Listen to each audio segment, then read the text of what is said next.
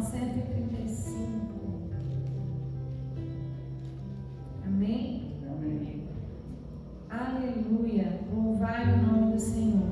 Louvai os servos do Senhor.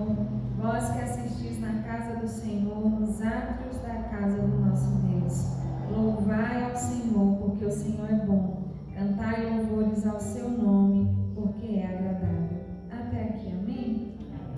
Devemos louvar o nosso Deus, e o salmista nos faz esse convite, a louvar. Ele nos orienta a louvarmos o nome do nosso Deus, porque o nosso Deus é bom, porque Ele é maravilhoso, né? E Ele nos convida a louvar ao nosso Deus. Nós que estamos aqui reunidos nessa noite, possamos louvar ao Senhor, porque Ele é um Deus poderoso, Deus grande, um Deus que está acima de todos os deuses, um Deus acima de todos. Amém? Vamos colocar-nos diante do Senhor em oração nesse momento, apresentar diante dele as nossas vidas, louvá-lo, exaltá-lo como ele merece, em nome de Jesus.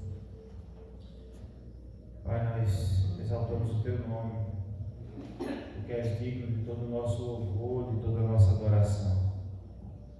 Não há Deus como o Senhor, não há outra fonte que nós podemos beber e sermos saciados. Tu és a fonte de água viva que sacia a nossa sede. Ó Deus, louvado seja o nome do Senhor. Pai, nesta noite, venha ao nosso encontro, passeia no nosso meio, ó Deus, em nome de Jesus Cristo.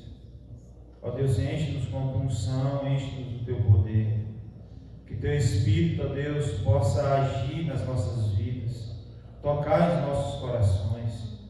Ó Deus, nos purifica, ó Deus, de todo o mal, de todo o pecado, de toda iniquidade. Perdoa-nos, ó Deus, em nome de Jesus Cristo. Pai, em nome de Jesus Cristo, nós, ó Deus, queremos nessa noite, ó Deus, sentir o teu toque, sentir acariciados pelo Senhor. Ó Deus, em nome de Jesus Cristo. Enche-nos da tua unção, do poder do Senhor. Edifica-nos e seremos edificados para a glória do Senhor, para a glória do teu nome. Ó Deus, que nós possamos, ó Deus, ser tão edificados aqui nesta noite, a ponto de sairmos daqui, ó Deus, e poder ser canais de bênçãos para edificar outras pessoas. Ó Deus, para ser instrumento do Senhor. Por isso, ó Deus, nós clamamos a Ti, ó Deus, usa-nos, ó Deus, como instrumento do Senhor, como o Senhor usou os profetas, como o Senhor usou tantos homens e mulheres que o Senhor chamou e deixou como história para nós. Ó Deus, em nome de Jesus Cristo, para o louvor da glória do Senhor, vem estar no nosso meio, e que nós, como igreja do Senhor, possamos, ó Deus, dar o nosso melhor para o Senhor, prestar um perfeito culto e agradável ao Senhor. É em nome de Jesus que nós te oramos. Amém. Amém. Louvai ao Senhor. Vamos louvar o nosso Deus nessa noite com alegria, celebrando, com prazer, com satisfação no nosso coração.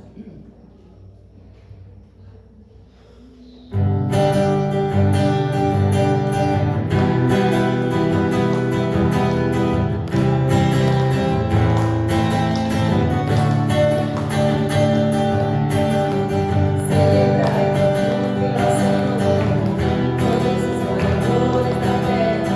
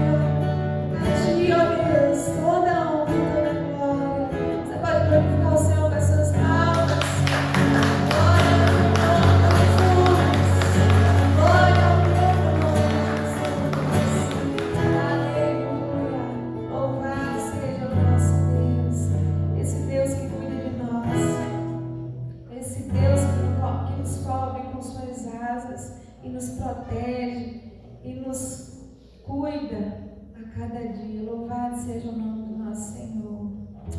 Aleluia.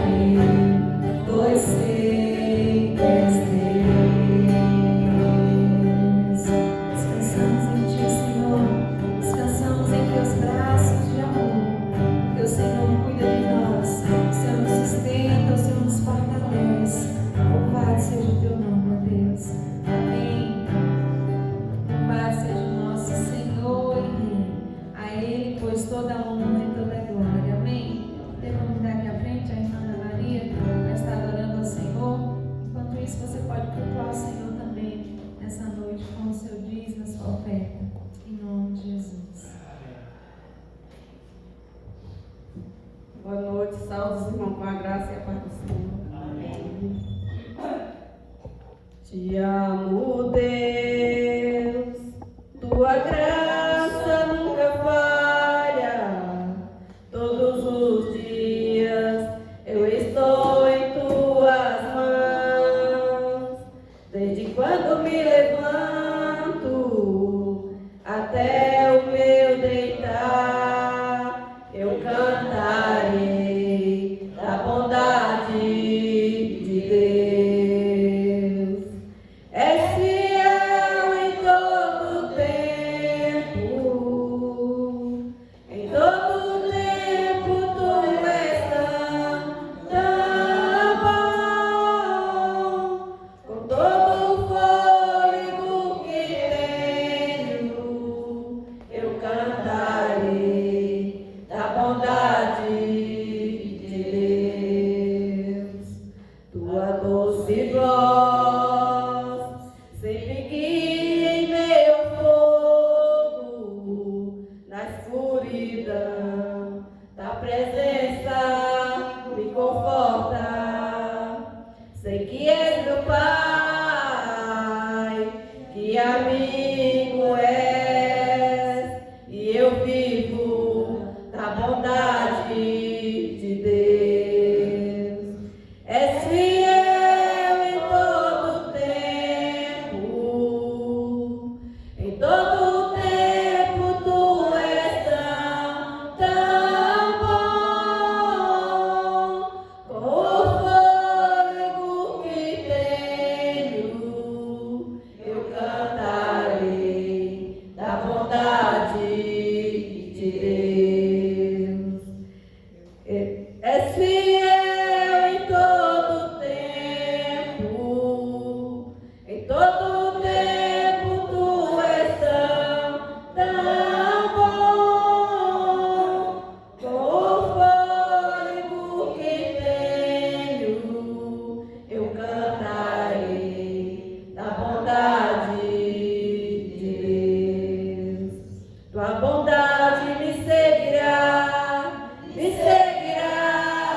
Senhor. Tua bondade me seguirá, Senhor. Eu me rendo a ti, te dou o meu ser, eu entrego a ti. Tua bondade me seguirá, Senhor. Tua bondade me seguirá, Senhor. Tua bondade me seguirá,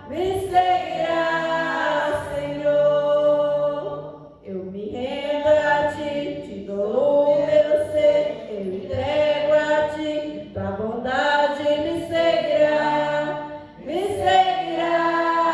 Senhor.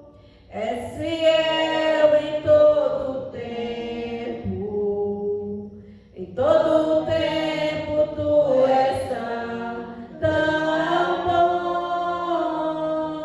Com o fôlego que tenho, eu cantarei da bondade de Deus. És fiel em todo tempo, em todo tempo tu és tão bom. Com o fôlego que tenho, eu cantarei da bondade de Deus. Amém? Então, na palavra de Deus, a todos que tenham fôlego, né? Louve ao Senhor. Amém?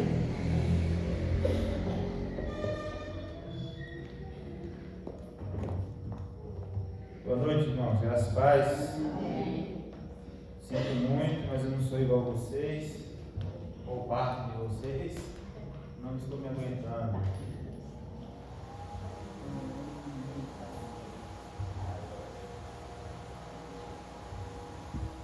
Vamos abrir a palavra do Senhor em 1 Reis. 1 Reis, capítulo 19.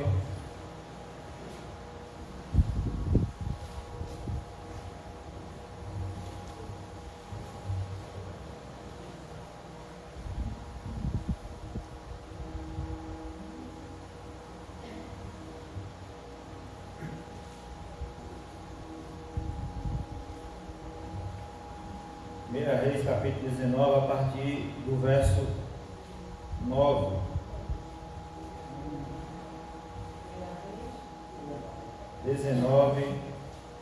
Verso 9.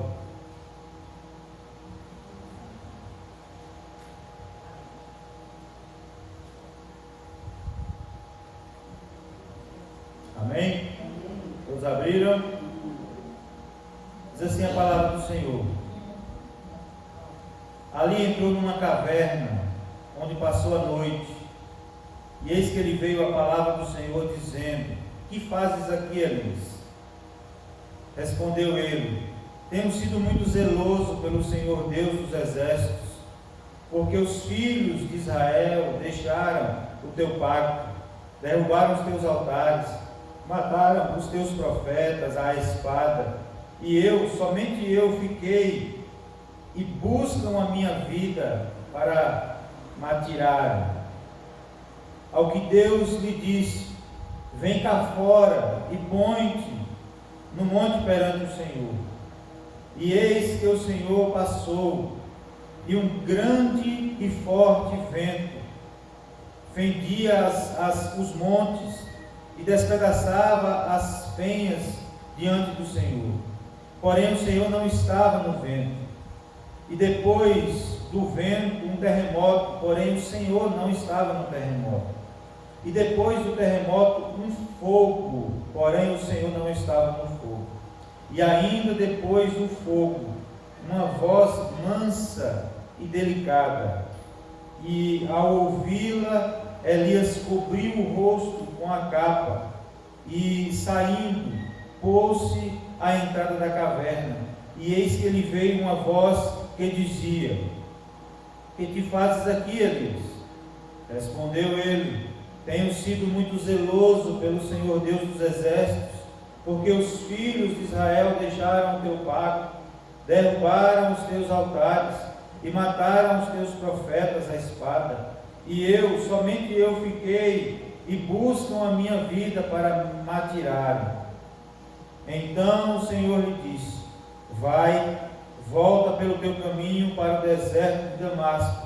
Quando lá chegares, ungirá a Azael para ser o rei sobre a Síria, e a Jeú, filho de Nissi, ungirás para ser rei sobre Israel, bem como Eliseu, filho de Safate, de Abel Meolá, ungirás para ser profeta em teu lugar. E há de ser que o que escapar da espada de Azael, matá-lo-á Jeú, e o que escapar da espada de Jeú, matá-lo-á Eliseu. Todavia, deixei em Israel 7.000, todos os joelhos que não se dobraram a Baal, e toda boca que não a beijou. Amém? Vamos orar mais uma vez. Pai, nós louvamos, exaltamos o nome do Senhor, adoramos ao Senhor nesse momento de louvor. Ó Deus, também em forma de gratidão e adoração ao Senhor, dizimamos, ofertamos ao altar do Senhor. Ó Deus, que a graça do Senhor permaneça sobre a vida de cada um nesta noite. Ó Deus, e nós nessa noite clamamos ao Senhor por Tua graça, para que o Senhor fale aos nossos corações, que o Senhor ministre de forma tal aos nossos corações, para que possamos sair daqui edificados, dispostos. Ó Deus, em nome de Jesus, e para a glória do Senhor Jesus nós pedimos. Amém e amém. Irmãos, nós conhecemos essa história.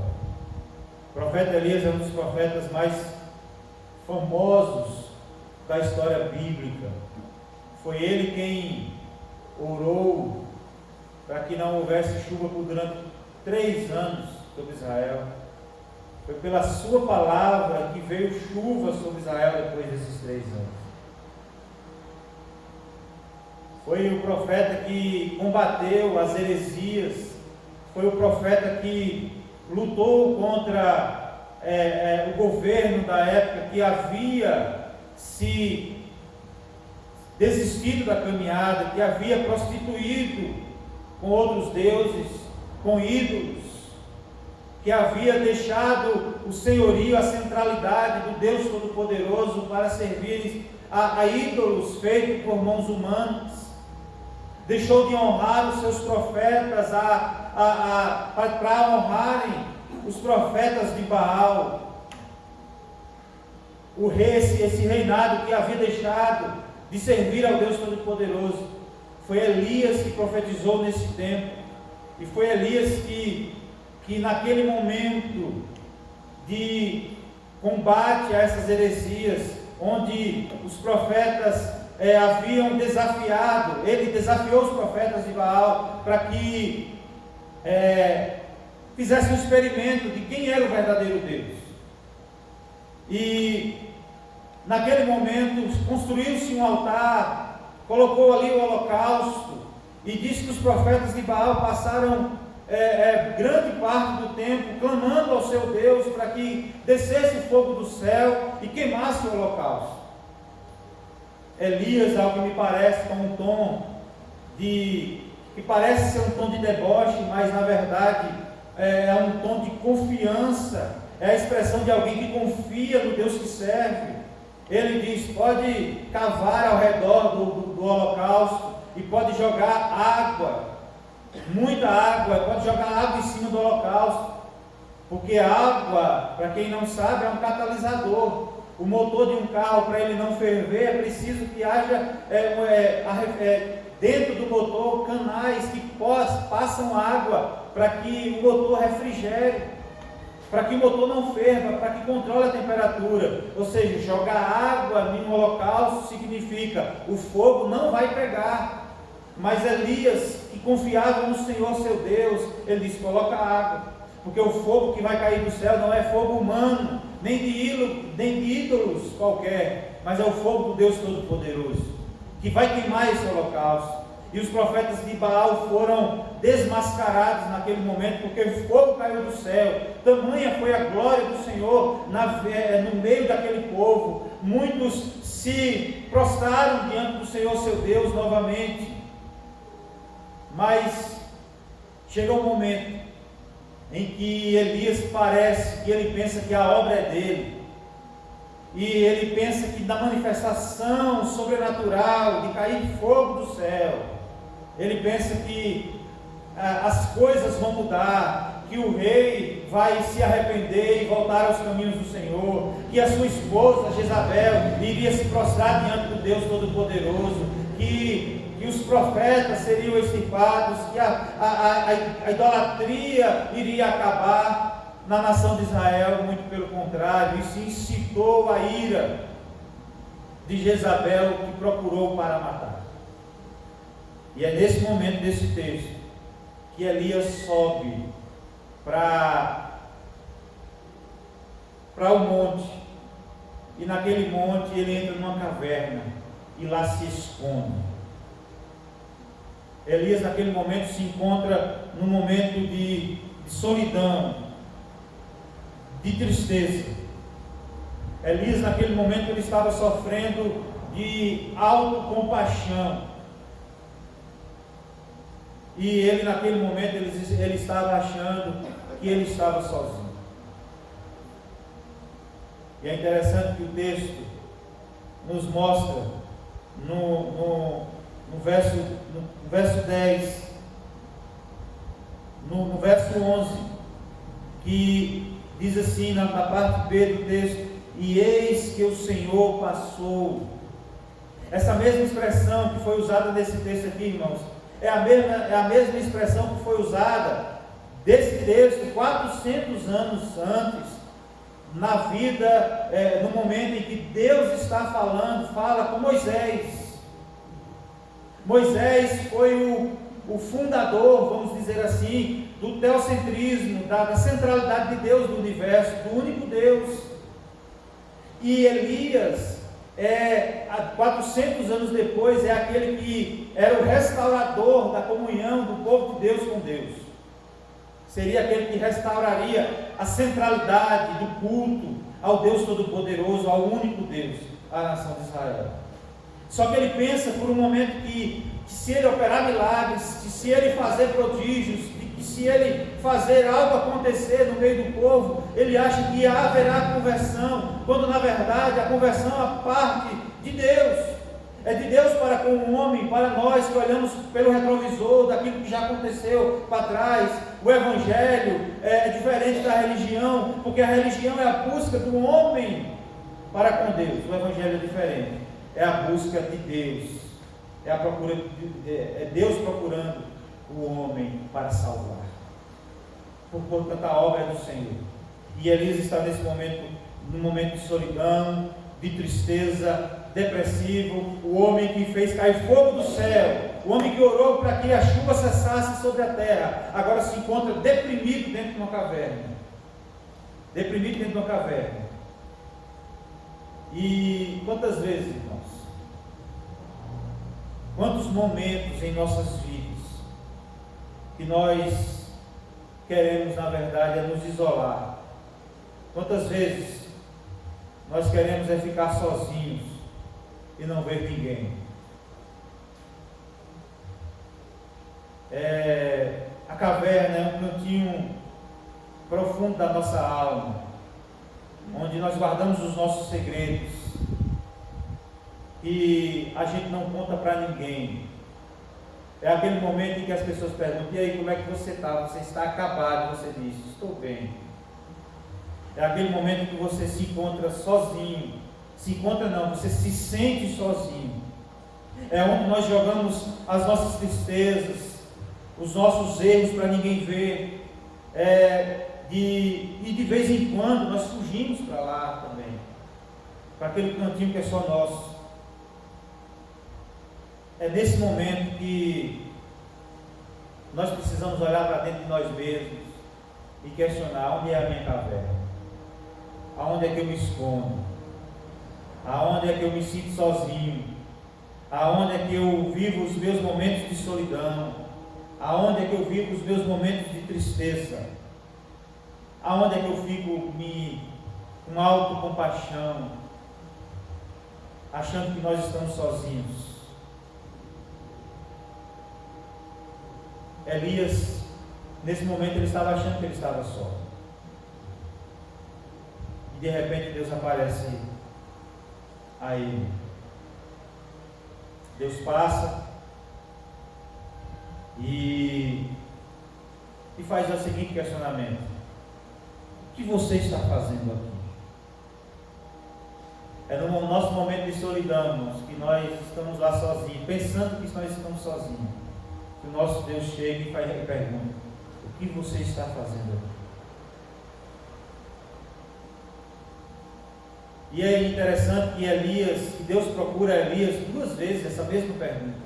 Faz essa mesma pergunta duas vezes: o que você está fazendo aqui? Perguntou a segunda vez.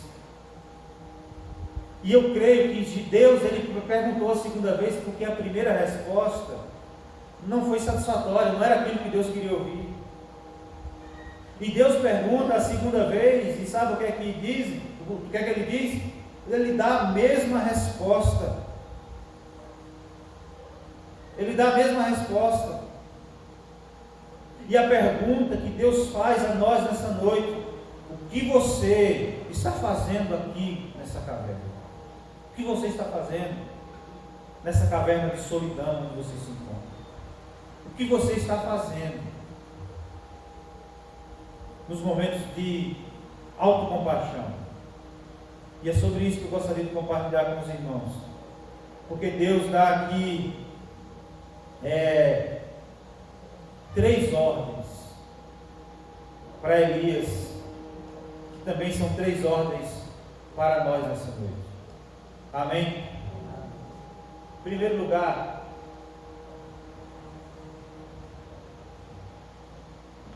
lá no verso 11, no comecinho, ele diz: ao que Deus lhe disse, saia da caverna. A primeira ordem de Deus para a vida de Elias foi sair da caverna. Ali não é o lugar que Deus queria que Elias estivesse. Irmãos, a caverna é lugar de medo.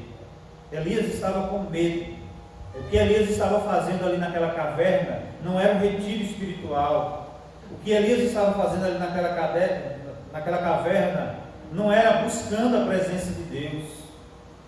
O que Elias estava fazendo ali naquele momento, naquela caverna ali, era fugindo de homens, fugindo de pessoas, se escondendo.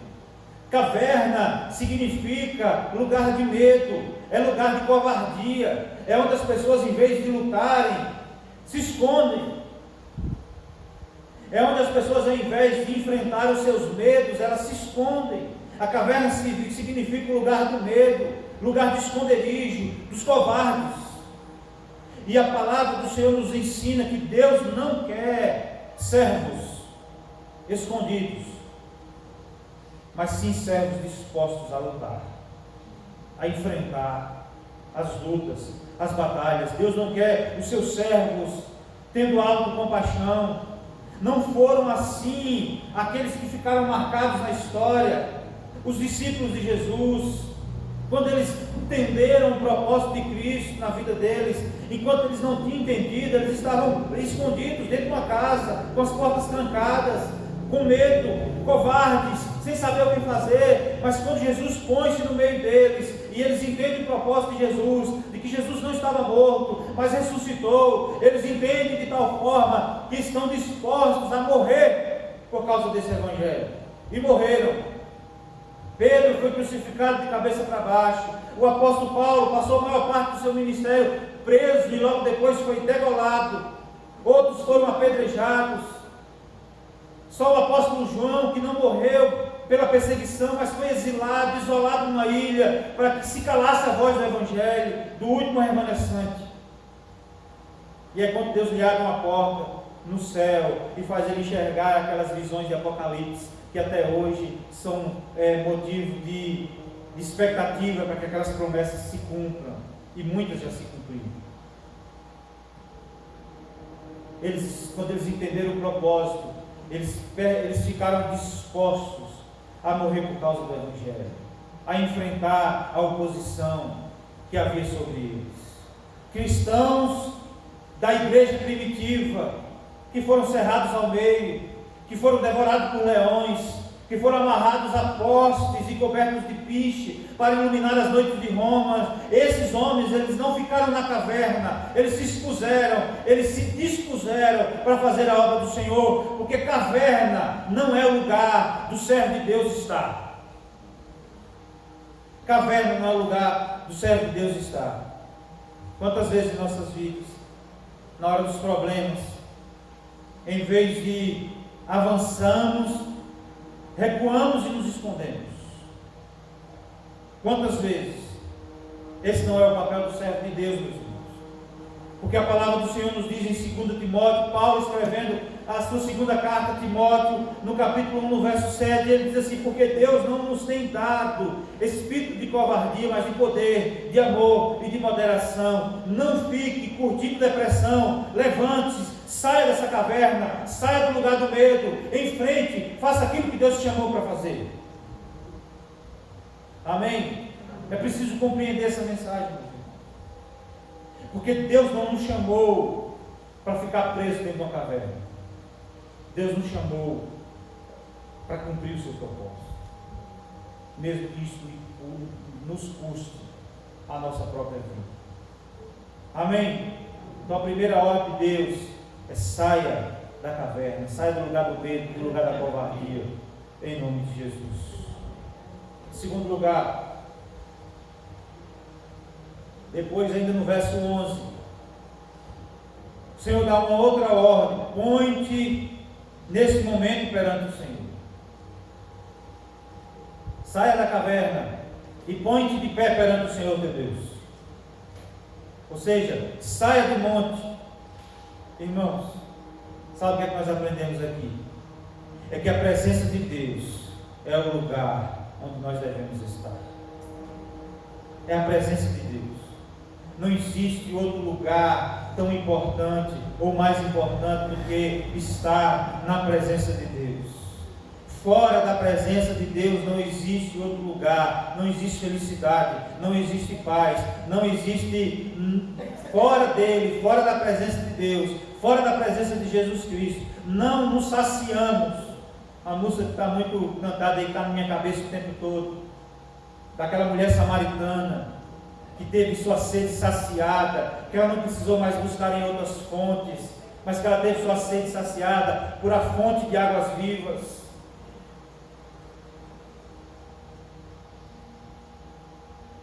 É só na presença de Jesus. É suficiente, é eficiente para saciar a nossa sede. Elias havia ido até ali para subir o monte e se encontrar com Deus, e ele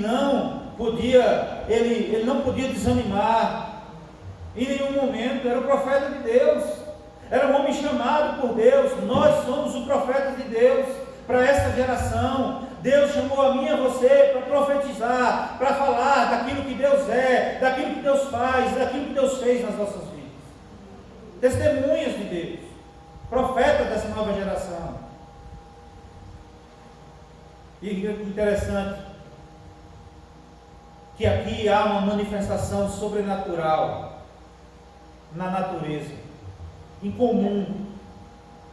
O texto diz, depois, que Elias viu um forte vento, e diz que Deus não estava no vento. Depois o texto diz que depois ele viu um terremoto, e Deus não estava no terremoto. E depois logo em seguida caiu fogo do céu. Você já viu cair fogo do céu? Elias já tinha feito cair fogo do céu, e ele viu de novo cair fogo do céu. E o que é a conclusão que ele chega? Que Deus também não está no fogo. E aí diz que veio uma brisa suave, e diz que ele cobre o rosto, porque ele sente a presença de Deus. É naquela brisa suave que Elias sente a presença de Deus. Às vezes, irmãos, nós queremos ter uma experiência com Deus, de que os mortos ressuscitem, de que os enfermos sejam curados, de que caia fogo do céu, que sinais apareçam, mas na verdade Deus está nas pequenas coisas. E às vezes, quando nós pensamos assim, que Deus está nas grandes coisas, nas grandes manifestações, nós olhamos para nós mesmos e nos sentimos incapazes de ser úteis no reino, mas Deus se apresenta nas pequenas coisas. Eu e você somos pequenas coisas, pequenos cristos, servos de Deus, o vermezinho de Israel, que às vezes ninguém dá nada, ninguém espera nada, mas é através de nós que Deus se manifesta, que Deus opera maravilhas, que Deus traz salvação a vidas, que Deus consola famílias. É através de nós, pequeninos que somos, e nós muitas vezes queremos a manifestação sobrenatural de Deus, mas na verdade o que Deus quer nesse momento aqui é no momento de calmaria. Ele chama Elias de dentro da caverna, manda ele pôr de pé diante dele. E o que na verdade Deus está querendo ali, sabe o que é, irmãos? Relacionamento, intimidade com Elias, uma conversa franca. Às vezes nós queremos o agir de Deus, mas nós não temos um relacionamento com Deus. O nosso relacionamento com Deus é medíocre. A gente comparar o nosso relacionamento com os nossos amigos, e olhar para o nosso relacionamento com Deus, a gente vê que o nosso relacionamento com os nossos amigos é muito maior do que o nosso relacionamento com Deus. Porque com nossos amigos a gente gasta tempo, com Deus não. Com os nossos amigos muitas vezes nós estamos dispostos a fazer de tudo, para Deus não. Portanto, o nosso relacionamento muitas vezes é medíocre, irmãos. O que Deus está querendo aqui não é a manifestação sobrenatural. O que Deus está querendo aqui é estar diante, é que Elias esteja diante dele, assim como a nação de Israel deveria estar, assim como eu e você, nós deveríamos estar na sua presença. Irmãos, não fique procurando Deus em grandes coisas, procure nas pequenas e você achará. Quer ver Deus? Respire o ar fundo. Fique sem respirar para você ver. Como é que pode um negócio de carne? A gente vê um carro funcionando, a gente sabe como é o mecanismo, os motores, os pistões, a gasolina explodindo dentro dos pistões e empurrando os pistões para baixo, para cima e para baixo, o motor se mexe, mas uma coisa de carne que não está ligada na tomada e que funciona. É a presença de Deus nas nossas vidas, é o fôlego de Deus que gera em nós vida. Não tem explicação. Todos os órgãos funcionando perfeitamente, em sincronia. Se um falhar, os outros começam a falhar. Se um sofre, todos os outros começam a sofrer. Deus está nas pequenas coisas. Deus havia mandado Elias subir no monte, não entrar na caverna. Monte é lugar de relacionamento com Deus. Monte é lugar de ter experiências com Deus. Elias teve experiência com Deus. Monte é lugar de ter, no momento de relacionamento com Deus, ter experiências com Deus, ouvir Deus falar. E aí, irmãos, não é monte literalmente falando. Você pode fazer da sua casa um monte. Você pode fazer dentro do seu estabelecimento, de onde você vive, de onde você vai, onde você anda, do lugar da presença de Deus, do lugar da manifestação de Deus. Você pode fazer da sua casa, da igreja, de qualquer lugar onde você está, um monte da presença de Deus, onde Deus se manifesta em você e através de você.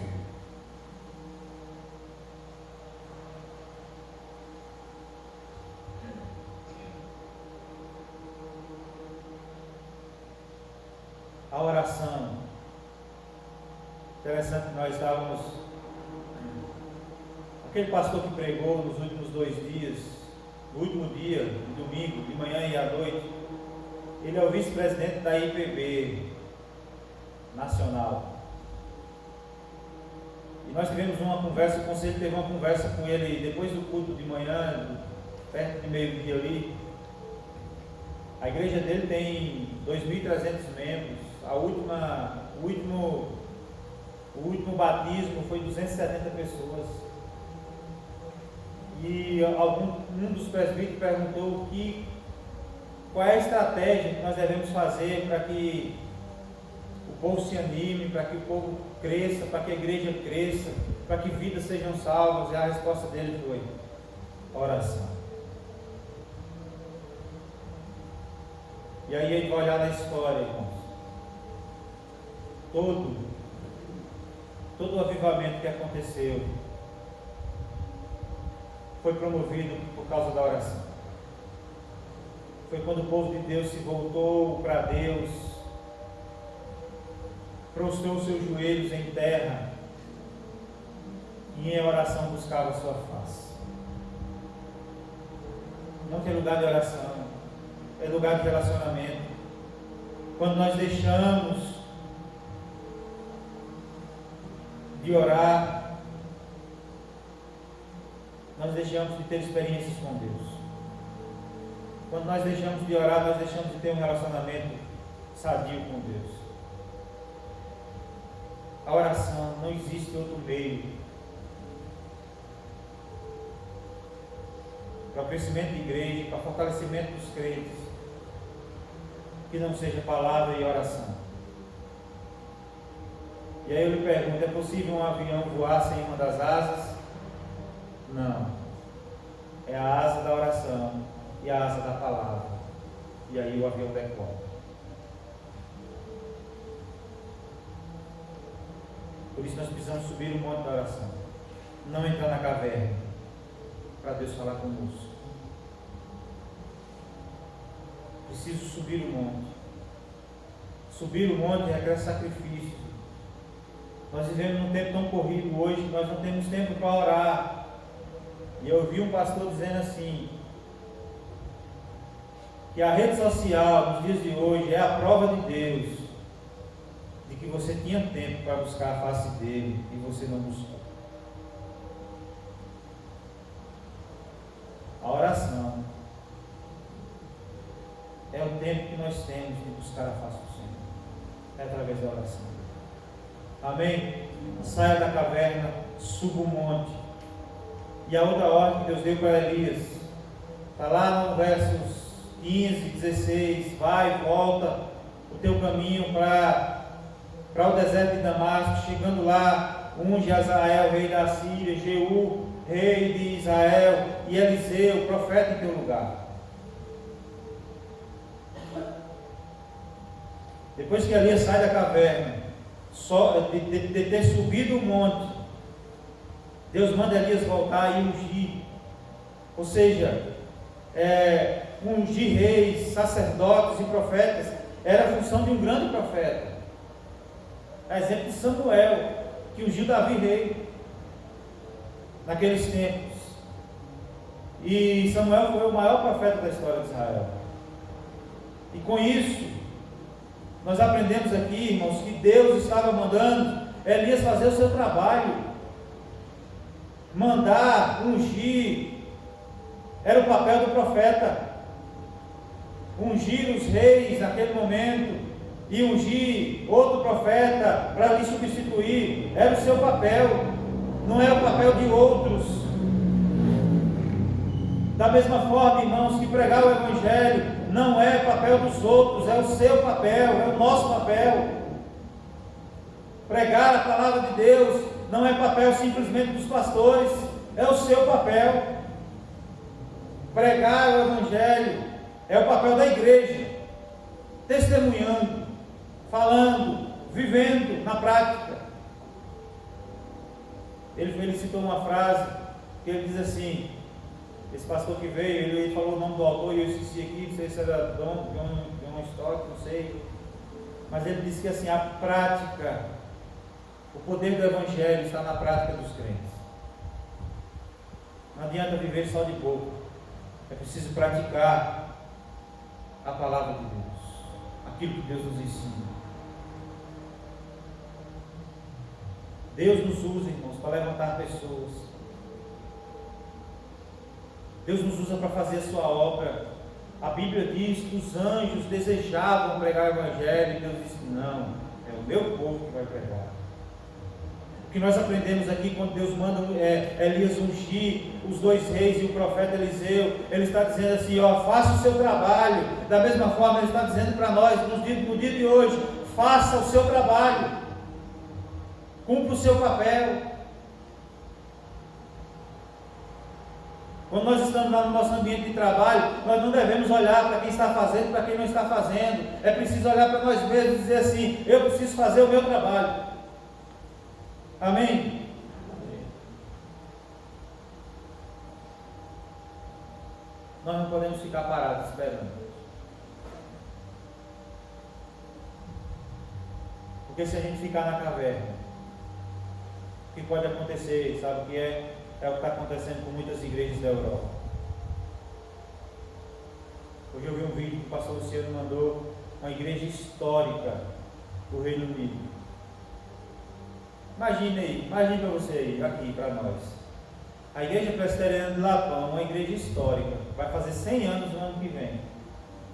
A arquitetura dela é histórica. Vocês podem ver que ela é diferente das arquiteturas normais ou atuais. É um prédio histórico e arquitetura histórica. E aí você olha de longe, eu estava na academia e você de lá da academia você vê a torre da igreja. De várias partes da cidade você vê a torre da igreja. Aí pensa aí daqui uma geração, você passar ali de frente e em vez de encontrar uma igreja, encontrar um bar, uma boate. Meu Deus do céu, que tristeza. Foi o que aconteceu com aquela igreja no Reino Unido, na Inglaterra. Uma igreja com a estrutura, com a arquitetura medieval, histórica. É um restaurante hoje. E se os crentes dessa geração não se levantarem, irmãos, as igrejas do Brasil também vai virar bares e boates. Quando o último velhinho partir para a glória, fecha-se as portas. E o templo ou fica fechado, ou vende, para que alguém que queira usar. Essa é a realidade. Essa é a igreja de Deus nesses últimos dias. profetas dessa geração. Se nós não tivermos pelo menos o desejo, Senhor, dá-lhes uma alma para o Senhor. Um dia pode acontecer e nós temos que fechar essas portas. Depois dos 30, meus irmãos, é só descer na ladeira. Depois dos 30, é só descer na ladeira. Bia está aqui, quem mais não tem 30 anos aí, Edmundo já está quase lá. Vocês vão ver. Quando você chegar nos 30, a coisa começa a apertar, começa a aparecer dores que vocês nunca sentiram. Essa é a realidade da vida. Nós precisamos clamar a Deus, para que Deus nos levante como profetas desse lugar, e que nós possamos ter o poder do Espírito Santo de Deus, porque lá em Atos 1:8 lá, a promessa de Deus era que descesse sobre nós o Espírito Santo de Deus e sermos testemunhos. O poder de Deus nas nossas vidas é sermos testemunhos. Você quer ser usado com o poder de Deus, é testemunhar daquilo que Deus é na tua vida, daquilo que Deus faz na tua vida. Você vai ver o poder de Deus agindo em você e através de você. Você vai ver pessoas se convertendo, você vai ver Deus mudando as vidas de pessoas. E esse deve ser o nosso desejo, irmãos. Primeiro, o nosso maior desejo é a vida gloriosa de Cristo. Segundo, o nosso maior desejo é ganhar uma alma sequer para o Senhor. Ser o atalaia de Deus. Ser aquele profeta de Deus dessa geração. Amém? O Senhor vai nos usar. Saiamos da caverna em nome de Jesus. E eu gostaria de concluir com o verso 18, dizendo: também conservei em Israel 7.000, todos os joelhos que não se dobraram a Baal e toda a boca que não o beijou. Elias estava se sentindo só, irmãos. Ele achava que ele era a última bala do pacote. Quando Deus pergunta: o que está fazendo aqui, Elias? Ele falou assim: sou teu servo, fiel, só eu restei que não se prostraram diante de Baal. E Deus chega depois de tirar ele da caverna, depois de mandar ele ir para o monte, buscar relacionamento com ele, depois de ele enviar para cumprir o seu chamado, Deus diz: olha, outra coisa, você não está sozinho. A mesma coisa que Deus disse para nós nessa noite: você não está sozinho. O Senhor está conosco. Deus está com você. Ainda que você se sinta só na sua casa, ainda que você se sinta só no meio da sua família, ainda que você pareça que você é a última bala do pacote lá no seu trabalho, eu quero dizer para você: você não está sozinho. Para Elias aqui, que estava se sentindo sozinho, ele diz assim: existem 7.000 no meio de Israel que ainda não se prostraram diante de Baal, que não se prostituíram com outros deuses, que ainda me servem com fidelidade. Você não está sozinho. Amém? Quando você enfrentar a crise, não fique na caverna. Vá para a presença de Deus, que é o único lugar onde nós devemos estar. Seja um profeta. Ajude. Se levante para irmos atrás dos escolhidos de Deus nesse lugar. Amém? Porque você não ficará sozinho. Jesus mesmo nos disse em Mateus: vocês não vão ficar órfãos, eu vos enviarei o Consolador, o Espírito Santo de Deus. Irmãos, é Deus habitando em nós. Nós somos a casa que Ele escolheu para morar. Nós somos a habitação do Eterno. Há algo diferente no meio de nós, porque nós não somos pessoas comuns. O Deus fez de nós moradas dele. Isso é que nos faz diferente do mundo, irmãos. É que nós temos um Deus que mora em nossas vidas, que habita em nós, que opera em nós e através de nós. Por isso que nós somos diferentes. É por isso que nós não devemos ficar na caverna. É por isso que nós não devemos ficar tristes, entristecidos, porque nós não estamos sozinhos. Amém? Que Deus, na sua infinita graça, nos ajude. Que Ele guarde em nossos corações essa palavra.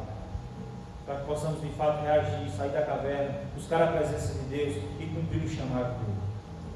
Amém? Vamos orar? Pai, nós queremos te agradecer por essa tua palavra. Ó Deus, que nos encoraja a nunca ficar na caverna, a estar na tua presença e a fazer e cumprir o propósito do Senhor, a fazer aquilo que o Senhor nos chamou para fazer. Deus, em nome de Jesus Cristo, visita cada coração aqui nesta noite. E daqueles que não puderam estar aqui, Deus, que o teu Espírito possa ir lá, ó Deus, e ministrar o seu coração. Enche-nos com teu fogo, enche-nos com teu Espírito, ó Deus, em nome de Jesus Cristo. Desperta-nos, ó Deus, para ter um relacionamento com o Senhor, para gastar tempo de qualidade com o Senhor, com um relacionamento saudável com o Senhor, ó Deus, em nome de Jesus Cristo. Que não sejamos crentes, ó Deus, presos em cavernas, mas sejamos crentes, ó Deus, servos do Senhor, intrépidos, ó Deus, para testemunhar daquilo que o Senhor fez e faz nas nossas vidas. Ó Deus, em nome de Jesus Cristo. A tua palavra diz que até o desejo de adorar vem de ti. Despeje em nós esse desejo de buscar a tua face. Ó Deus, pois o Senhor não nos chamou para sermos covardes, mas o Senhor nos chamou com espírito de coragem, de intrepidez. Ó Deus, faça como os antigos profetas, como, ó Deus, os da igreja primitiva, ó Deus, que morreram por causa do Evangelho. Ó Deus, que nós possamos ter a mesma disposição, a mesma coragem e a mesma intrepidez, para que nós possamos marcar a nossa geração, assim como eles marcaram a deles e marcam até hoje. Sejamos essa igreja, em nome de Jesus. Amém. Amém. E amém. Deus abençoe os irmãos.